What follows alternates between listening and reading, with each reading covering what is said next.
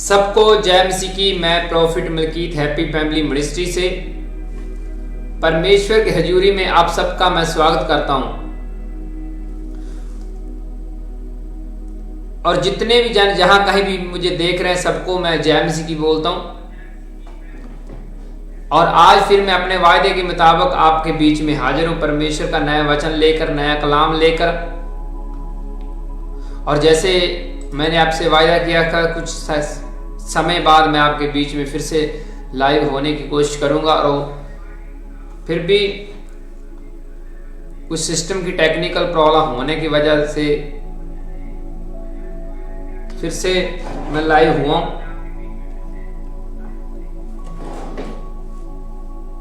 और अभी भी कुछ टेक्निकल प्रॉब्लम है, लेकिन वो सही नहीं हो पा रही। लेकिन उस लाइव के बाद मैं फिर से कोशिश करूंगा। लेकिन मैंने वायदा किया था कि आपके बीच में मैं लाइव आऊंगा, चाहे कुछ भी हो। 9 बज चुके हैं, अभी मुझे लाइव आना है, तो मैं आ चुका हूं। तो जैसे कि आपने पढ़ लिया होगा कि आज का जो वचन का विषय, जो टाइटल है, वो नबियों के फल के विषय में है कि नबियों के जो दर्शन है उनको पूरा करने का क्या फल मिलता, हम आज ये जानेंगे।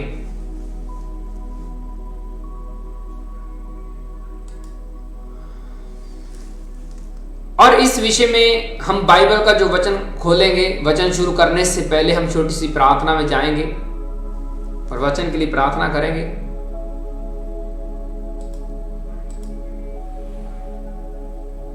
वचन शुरू करने से पहले सब अपनी आंखों को बंद करें, वचन के लिए प्रार्थना करें और बाइबल को हाथ में पकड़ के प्रार्थना करें। बोले, प्रभु यीशु मसीह जी, पवित्र आत्मा जी, हम तैयार हैं आज के जीवित वचन सुनने के लिए। इन वचनों के द्वारा हमारी जिंदगी में बड़ा बदलाव आ जाए। इन वचनों के द्वारा हम 100 गुना फलों को लेकर आए और ये फल सदा हमारे पर बने रहे। यीशु मसीह के सामर्थ्य नाम में मांगते हैं, आमीन आमीन।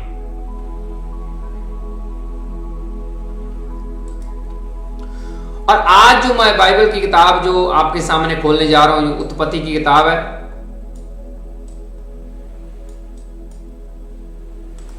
और ये वचन आपकी स्क्रीन के सामने ये रहा। आज के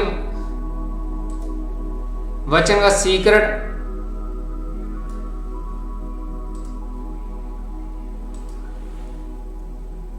हम बाइबल किताब उत्पत्ति उसका 27 अध्याय उसका 2 से लेकर 7 आयत तक पढ़ेंगे।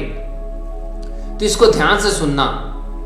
मैंने पहले क्या बोला कि नबियों के दर्शन जो हैं, उनकी जो इच्छाएं हैं, उनको पूरा करने का फल है जो वो कैसे आप ले सकते हैं। क्या इसमें वचन में सीधा जाएंगे। और मैं ये पढ़ रहा हूं, ये ईसाऊ की बात हो रही। जब वो बूढ़ा हो चुका था, उसने अपना जो औहदा, पदवी है, आशीर्वाद आगे ट्रांसफर करना है, अपना मसीह को आगे ट्रांसफर करना है। तो ये इसहाक आशीर्वाद देने की तैयारी में है और ये आशीर्वाद ईसाऊ को देना चाहता है, मींस बड़े बेटे को। लेकिन उसकी जो इच्छा थी वो किसी और लड़के ने पूरी कर दी। तो हम पहले पढ़ेंगे। उसने कहा, इसहाक ने कहा, उसने कहा, सुन, मैं तो बूढ़ा हो गया और नहीं जानता कि मेरी मृत्यु का दिन कब होगा। सो अब तू अपना तरकश और धनुष आदि हथियार लेकर मैदान में जा और मेरे लिए हिरन का आहेर कर ले आ। तब मेरी रुचि के अनुसार स्वादिष्ट भोजन बनाकर मेरे पास ले आना कि मैं उसे खाकर मरने से पहले तुझे भी जी भर के आशीर्वाद दूं। तब ईसाऊ आहेर करने को मैदान में गया। तब ईसाऊ से ये बात कर रहा था, तब रिबका सुन रही थी।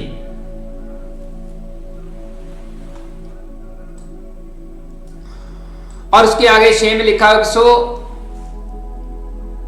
उसने अपने पुत्र याकूब से कहा। किसने? रिबका ने। सुन, मैंने तेरे पिता और तेरे भाई ईसाऊ से ये कहते सुना कि तुम मेरे लिए आहेर करके अपना स्वादिष्ट भोजन बना कि मैं उसे खाकर तुझे यहोवा के आगे मरने से पहले आशीर्वाद दूं। हालेलुया। और ये बात जो है किसको पता चल चुकी थी?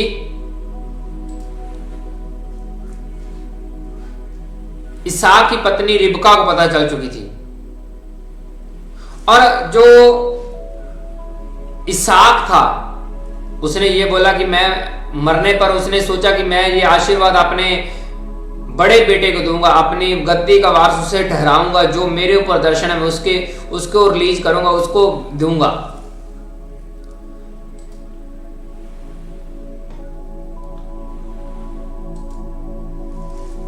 लेकिन ऐसा हुआ नहीं। उसकी इच्छा थी जो वो पूरी नहीं हुई। लेकिन उसकी पहले इच्छा ये थी कि तुम मेरे लिए कुछ खाना लेके आओ, कुछ भोजन लेके आओ, तब ये मैं दान वरदान तुम्हें ट्रांसफर होगा। उसने किसको बोला था? ईसाऊ को। लेकिन यही बात उसकी पत्नी ने सुनी, इसहाक की पत्नी रिबका ने सुनी, और उसने अपने छोटे लड़के याकूब को बोल दिया कि तेरा पिता आज आशीर्वाद ट्रांसफर करने वाला है और तू फटाफट चला जा और उसकी इच्छा का पूरी कर। और सेम उसने ऐसे किया।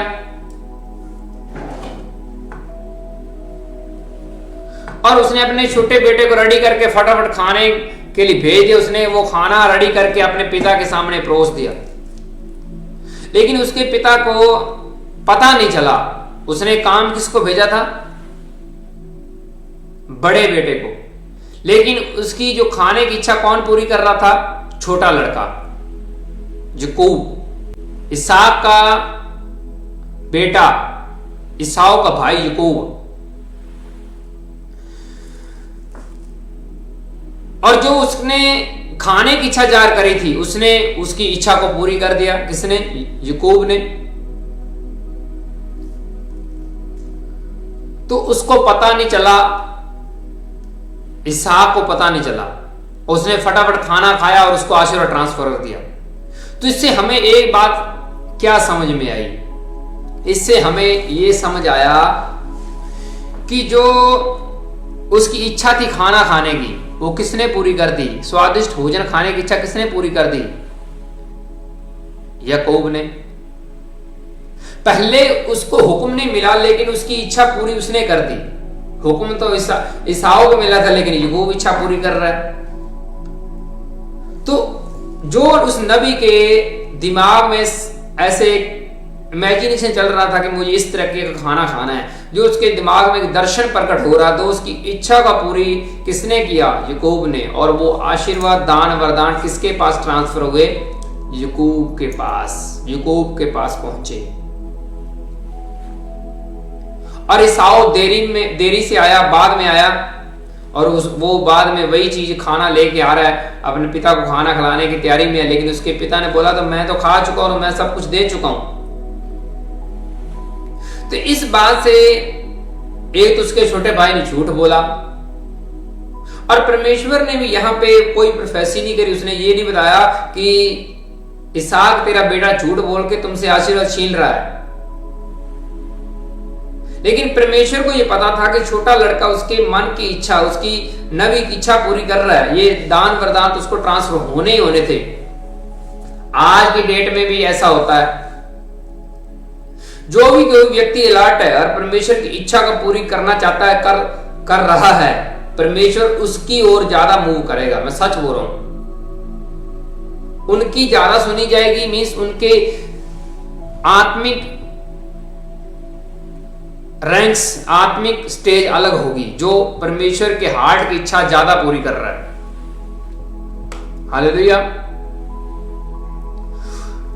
याकूब को हुक्म नहीं मिला तो ईसाऊ को था, लेकिन वो हुक्म की पालना सबसे अच्छे तरीके से और जल्दी से कौन कर रहा था? याकूब। तो ये दान वरदान उसके ट्रांसफर हुए। उसने इनकार नहीं किया, याकूब ने इनकार नहीं किया कि मुझे क्या लेना देना, लेकिन वो अपनी मम्मी की टीचिंग लेके उसने फटाफट वो काम फिनिश किया। आज भी अगर आपके नबी के कोई दर्शन है, परमेश्वर ने उसको दर्शन दे रखा है कि मेरा इतना प्रचार करना है, यहाँ तक पहुंचना है, तुमने ये करना है, तुमने ये सेवा का काम करना है, अगर आप भी सुन रहे हैं उस दर्शन को पूरा करने के अंदर आप भी योगदान डाल रहे हैं, जो चीजें आपके नबी के ऊपर हैं, दान वरदान, वो आपके ऊपर भी काम करेंगे, वो आपको भी ब्लेसिंग दे के जाएंगे, जिसका आप प्राइस पे करोगे।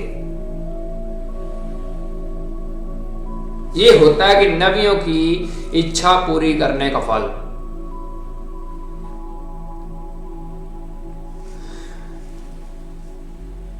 मैंने ऐसे लोगों को देखा है जो यीशु मसीह की बातें बाइबल में से पूरी करने की कोशिश करते हैं, बाइबल को पढ़ते हैं, बाइबल को पूरा रिसीव करते हैं कि बाइबल हमें ये बोलती है, परमेश्वर का वचन हमें ये पूरा बोलता है, हम उनके अंदर ये लगता है कि हम यीशु मसीह की सारी बातें पूरे कर रहे हैं। और अगर हम समाज की बात करें तो वहां पे वो अपना वचन तोड़ रहे होते हैं, वचन को पूरा नहीं कर रहे होते। जो धरती के लेवल के ऊपर कुछ हुक्म दिए गए हैं परमेश्वर के वचन के, बाइबल के, वो पूरे नहीं करते, और परमेश्वर भी उनके साथ कनेक्टिंग नहीं रहता। बाइबल का सबसे बड़ा पहला हुक्म क्या है? परमेश्वर को पूरे दिल, जान से, रूह से प्रेम कर, और दूसरा अपने आसपास गुआंढी को, जो भी है धरती के लोगों को अपने समान प्रेम रखो, अपने दुश्मन से, वैरियों से प्रेम रखो, अपने धरती के लोगों का कोई बुरा ना करो, ऐसा भी बोलती है। अपने गुआंढी के साथ अपने समान प्रेम रख।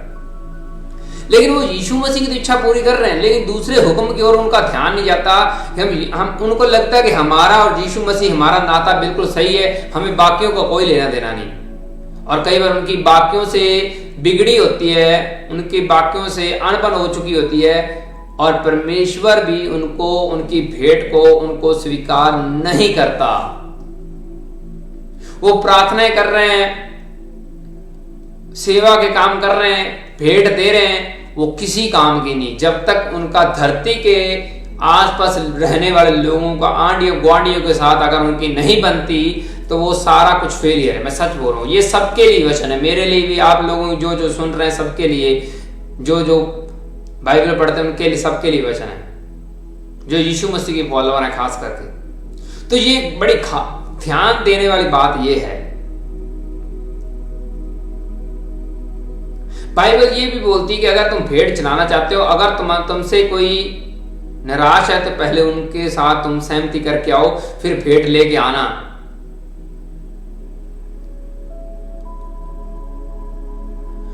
अगर सीधे तरीके से बात करी जाए तो सबके पास अलग अलग वरदान है, सबके पास है। अगर आपके साथ कोई जेलसी कर रहा है, तब परमेश्वर आपको ऊंचा करेगा, दूसरे को नीचा कर देगा। जिस बाइबल में, जहां कहीं बाइबल को पढ़ते हैं, वचन को पढ़ते हैं, जहां कहीं जेलसी का जिक्र आता है, जिस बंदे से किसी भी पर्सन ने जेलसी करी, वो बाकियों से अलग निकल गया, हमेशा अलग निकल गया। और परमेश्वर ने उनको बड़ा बड़ा गुना, कई गुना बढ़ाया है। जिसके साथ भी ईर्खा हुई है, परमेश्वर ने उसकी सपोर्ट करी। बाइबल पढ़ के देख लेना। यूसुफ के भाइयों ने उसके साथ ईर्खा करी और राजा वही बना। दाऊद के साथ ईर्खा हुई, शाऊल ने, राजे ने करी, और दाऊद आगे निकल गया। जहां कहीं आप जिस बंदे का निरादर देखोगे बाइबल में, परमेश्वर ने उसको ऊंचा दिखाया, दूसरे व्यक्ति का घमंड टूटा है बाद में,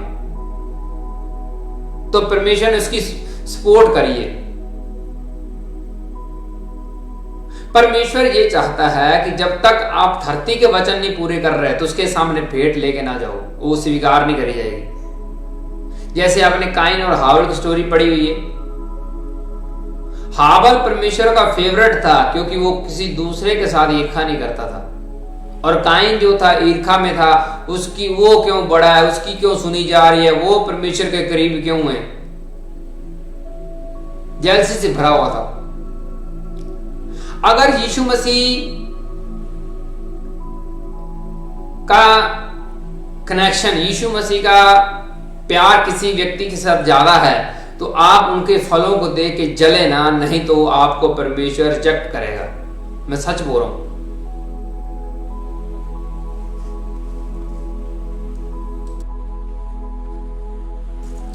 तो इसलिए अलर्ट रहें। और मैंने क्या बोला, आज का जो वचन का विषय टाइटल जो है, नबियों के दर्शन को जो पूरा करता है उनके वो फल का भागीदार होता है। मैं सच बोल रहा हूं। अगर आप उनके कामों को बिगाड़ने की कोशिश करेंगे, जो परमेश्वर के उनके ऊपर मास्टर प्लान है, परमेश्वर के जो उनके ऊपर दर्शन है कि तुम ये करो, ऐसा करो, यहां पे सेवा करो, अगर आप बिगाड़ने की कोशिश करोगे तो आपकी जिंदगी में तूफान आएगा ही आएगा। मैं सच बोल रहा हूं। यीशु मसीह के साथ ऐसा किया था पतरस ने। पतरस रुकावटें डाल रहा था परमेश्वर के कामों के अंदर।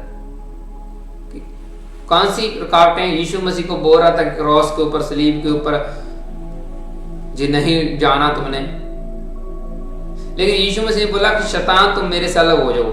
रुकावट डालना, परमेश्वर के कामों की रुकावट डालना शैतान का काम है।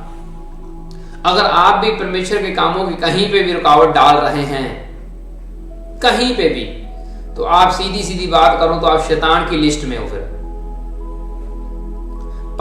पतरस को यीशु मसीह ने बोल दिया था कि तुम शैतान हो, मेरे से अलग हो जाओ, दूर चले जाओ। तो आपको भी बोल सकता है कि अगर आप परमेश्वर के कामों को रुकावट डालते हैं। कई बार क्या होता है कि लोग ये सोचते हैं कि मान लो एक व्यक्ति किसी चर्च में जा रहे हैं, लगातार जा रहे हैं, कई सालों से जा रहे हैं। जब उनको पता है कि मेरी कहीं उस प्रचारक ने नहीं सुनी, उस पास्टर, प्रॉफिट, नबी जो भी है, उस वहां का अगुआ उसने नहीं सुनी, तो फिर किसी और जगह पे जाएंगे तो वहां पे वो कई लोग नखेदी करनी शुरू कर देते हैं। वो ऐसा है, वो ऐसा है, वो बात नहीं सुनता, वो प्रार्थना नहीं करता, ये नहीं करता, वो नहीं करता। उनकी चुगलियां करते हैं लोग, उनके वरदानों के विरुद्ध बोलते हैं लोग, उनकी प्रोफेसी के विरुद्ध बोलते हैं लोग, उनके चिन्ह चमत्कार को फेक बोलते हैं और दूसरे लोगों को तोड़ने का काम करते हैं जो ऑलरेडी पहले वहां जा रहे होते हैं। उनकी टांग खींचने की कोशिश करते हैं कि तुम भी वो चर्च छोड़ के हमारे साथ चलो। क्यों? वो अपनी जगह पे आत्मा में सेट है, तुम्हें क्या प्रॉब्लम है? वो एक शैतान की तरह काम करना शुरू कर देते हैं। एक होती यीशु मसीह की सेवा करनी, एक होती शैतान की सेवा करनी। तो वो ऐसे लोग, क्रिश्चियन लोग, शैतान की कई बार सेवा करनी शुरू कर देते हैं।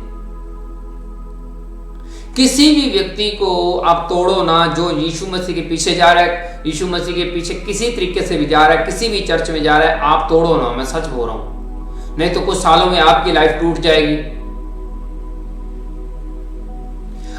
लोगों का क्या, लोगों के अंदर कौन सा घमंड? लोगों को लगता है कि हम ही है धरती के ऊपर, बस और कोई नहीं, हम ही है, ओनली हम ही धरती के ऊपर है। दूसरे लोग तो बस ऐसे जबरदस्ती धरती के ऊपर रह रहे हैं। यही वजह है कि जब लोगों के अंदर घमंड आया था, बोलने के टाइम घमंड आ जाता है, ईर्खा आ जाती है। और बाइबल ये भी बोलती है ईर्खा करने वाले लोग तो एंटर नहीं कर पाएंगे स्वर्ग में, परमेश्वर के राज्य में तो एंटर नहीं कर पाएंगे। ईर्खा भी कई तरीके की होती है। एक ईर्खा होती है मुंह से बोलना, चबड़ चबड़ किसी विरुद्ध के, उसके विरुद्ध बातें करना। एक होती मुंह से तो चुप है, आंखों से ईर्खा,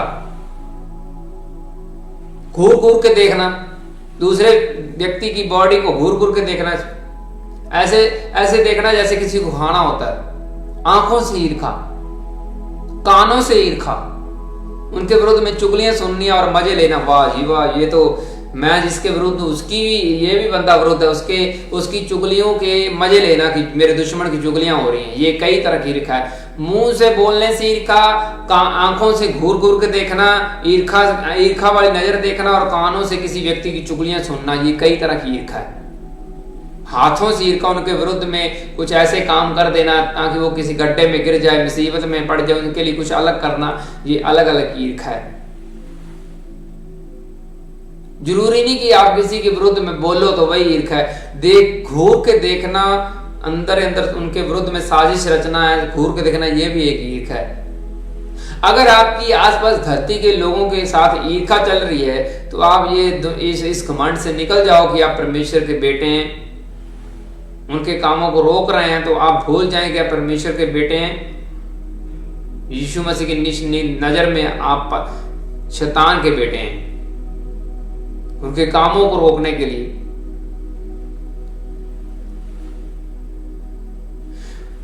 लोगों को यह पता होना चाहिए, क्रिश्चियन लोगों को ये बात पहले दिमाग में होनी चाहिए। कौन सी बात? कि एक ही ऐसा काम है जिसकी माफी नहीं है, वो पवित्र आत्मा। परमेश्वर के कामों के विरुद्ध अगर आप कोई भी काम कर रहे हो, उसके आत्मा के विरुद्ध, स्पिरिट के विरुद्ध कुछ भी कर रहे हैं, तो आपकी कोई माफी नहीं है, कोई माफी नहीं। तो कई बार क्या होता है,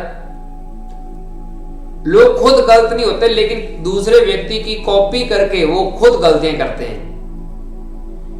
मान लो आपका कोई बड़ा फ्रेंड है, आपका बड़ा सखा है, एक ही चर्च में जा रहे हैं, एक ही मिनिस्ट्री में जा रहे हैं, तो ये आपका जो फ्रेंड है उसकी प्रचारक के साथ बनती नहीं है, तो वो प्रचार की चुगलियां कर रहे हैं, पवित्र आत्मा के कामों के विरुद्ध बोल रहे हैं, तो आप उसके सहमति जताएंगे, हाँ मुझे भी लग रहा था। आपका तो बड़ा फ्रेंड है, बड़ा नजदीकी, इसलिए आप भी उसकी चुगलियों के भागीदार हो रहे हैं, तो आप भी फिर पवित्र आत्मा के विरुद्ध काम कर रहे हैं, उसकी हामी भर रहे हैं, हाँ मुझे भी लगा था। कई बार क्या होता है, लोग सोचते नहीं और फटाफट बातों को परमेश्वर के विरुद्ध बोल देते हैं, नबियों के विरुद्ध बड़ा कुछ कर देते हैं, बिना सोचे समझे बोल देना, ये ऐसा है वो ऐसा है। कुछ लोगों को परमेश्वर की आवाज बिल्कुल नहीं सुनाई देती, बिल्कुल भी सुनाई नहीं देती, लेकिन वो लोगों के सामने ऐसे पेश आते हैं जैसे परमेश्वर उनसे बात करता है। दूसरे क्रिश्चियन लोगों को ऐसे प्रकट करते हैं जैसे हम भी हैं, हमें भी परमेश्वर की आवाज आती है। एक अचानक कोई सपना आ गया तो ऐसे लोग बनने की कोशिश कर देते हैं जैसे पता नहीं परमेश्वर उनसे बहुत बातें कर रहा है।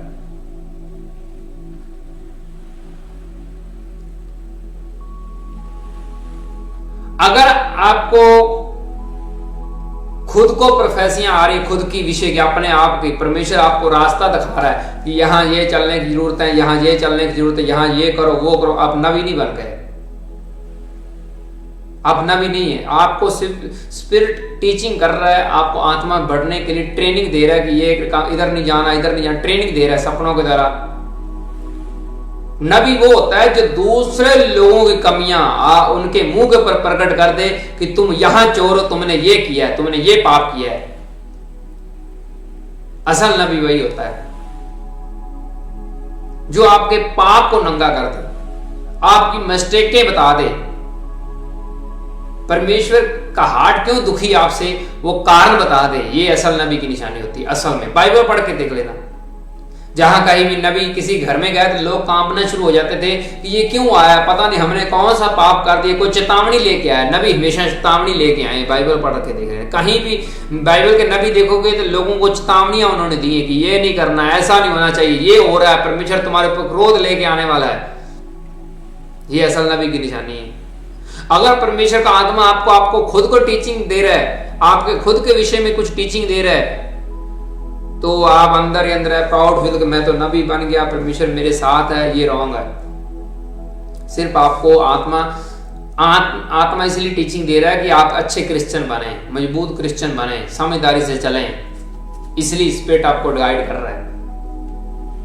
कई बार लोगों को थोड़ा सपना ही आ जाए तो वो अपने नबी से पंगे लेने शुरू कर देते हैं, उनके विषय में प्रोफेसियां करनी शुरू कर, मुझे लग रहा था तुम ऐसे हो गए, मुझे ऐसा दिख रहा था तुम आने वाले दिनों में ये करोगे वो करोगे, नबी की प्रोफेसियां करनी शुरू कर देते हैं।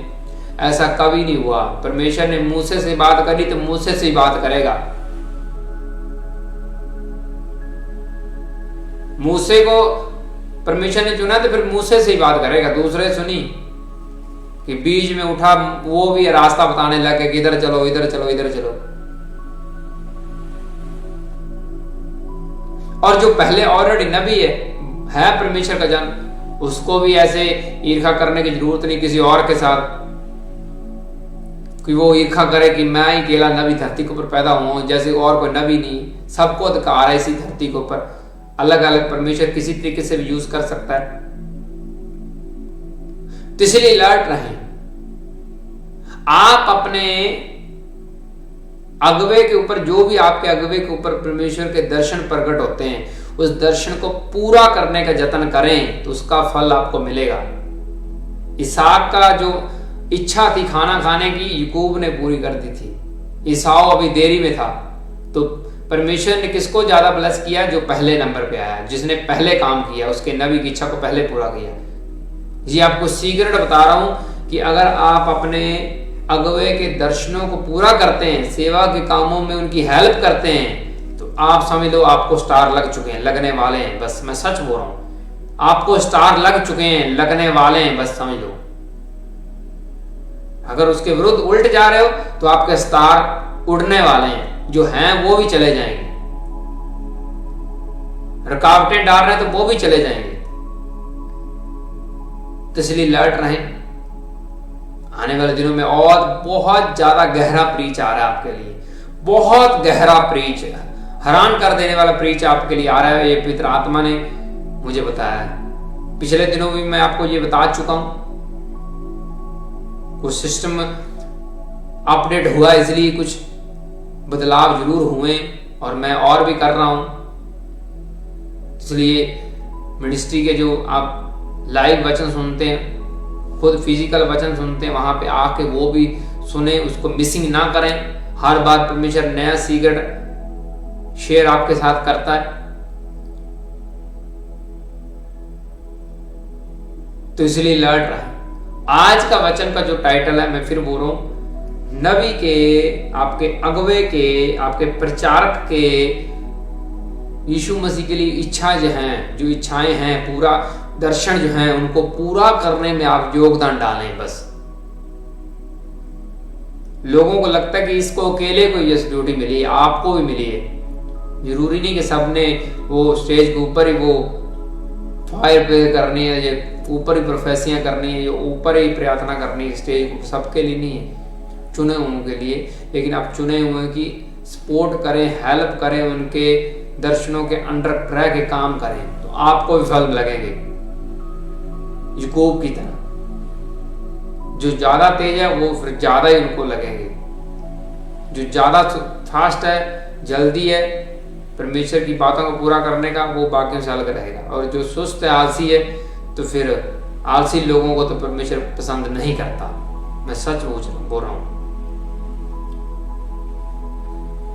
आज जो भी वचन सुना, इसके लिए आंखों को बंद करें, वचन के लिए प्रार्थना करें और बोले, प्रभु यीशु मसीह जी, पवित्र आत्मा जी, आज के वचन के द्वारा हमने जान लिया, समझ लिया, जो भी हमने वचन सुना, कि हम अपने अगुवे की जो भी आत्मिक इच्छाएं हैं उनको पूरा करने का यत्न करेंगे, उनके दर्शनों के बीच योगदान डालेंगे और पूरा करेंगे। हम जान चुके हैं, समझ चुके हैं कि उनकी इच्छाओं को जो हम पूरा करते हैं तो हमें भी उनके फल लगते हैं, हमें भी उनका ब्लेसिंग का हिस्सा मिलता है। आज के वचनों के द्वारा हम 100 गुना फल लेके आए और ये फल सदा हमारे पर बने रहे। यीशु मसीह के सामर्थ्य नाम में मांगते हैं, आमीन आमीन आमीन। और लास्ट में मैं छोटी सी प्रार्थना करने जा रहा हूं। आप सब अपने सिरों के ऊपर हाथ रखें, बीमार लोगों के ऊपर हाथ रखें, जो भी आप आसपास उनके लिए प्रार्थना करें। और इधर से मैं भी कर रहा हूं। पवित्र आत्मा जी, मैं आपका दास इन सब लोगों के लिए प्रार्थनाएं करता हूं। परमेश्वर, जिन्होंने भी वचन सुना, जो प्रार्थना में शामिल है, परमेश्वर का आत्मा इन सबको छुए और इनकी बीमारियां, दुख, बीमारियां चली जाएं यीशु मसीह के सामर्थ्य नाम में। इनकी सभी रिपोर्टें नॉर्मल आ जाएं, छुटकारा मिले, दुष्ट आत्मा से छुटकारा मिले। परमेश्वर के एंजल इनके मिरेकल करे, बड़े मिरेकल करे, काम खुल जाए यीशु मसीह के सामर्थ्य नाम में। काम खुल जाए यीशु मसीह के सामर्थ्य नाम में, टोटली आजाद हो जाए यीशु मसीह के सामर्थ्य।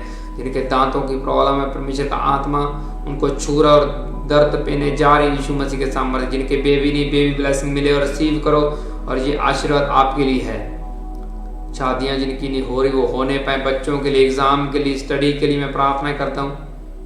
परमेश्वर के नाम से मैं प्रार्थना करता हूँ। जो जॉब के लिए एग्जाम देने जा रहे हैं, परमेश्वर का आत्मा उनको और तरक्की दे और पास हो जाए और गुड न्यूज़ उनको मिले, और वो जो इनकी इच्छाएं हैं नौकरी लगने की, जॉब करने की, वो पूरी हो जाए यीशु मसीह के सामर्थ्य नाम में।